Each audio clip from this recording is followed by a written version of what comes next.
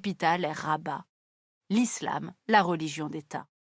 De tous les États musulmans actuels, le Maroc est l'un de ceux qui a préservé son indépendance le plus longtemps, plus d'un millénaire. Ses origines remontent à l'an 789, lorsqu'un prince arabe, Idriss Ier, descendant de Mahomet, fonde à Fès la dynastie idrisside avec le soutien des tribus berbères locales.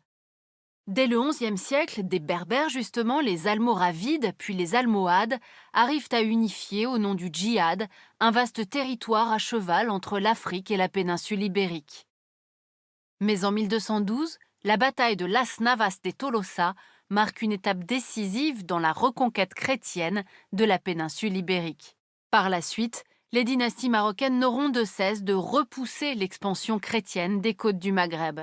Résultat, au XVIIe siècle, la dynastie alaouite règne sans partage sur un empire indépendant, l'empire chérifien, qui signifie descendant du prophète.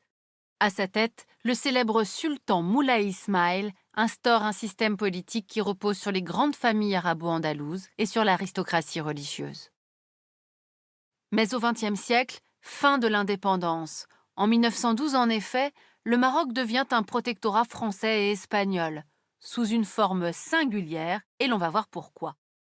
Résident général de France auprès du sultan de l'époque Moulay Youssef, le maréchal Lyautey gouverne avec le souci de construire un Maroc moderne en respectant les institutions du sultanat chérifien.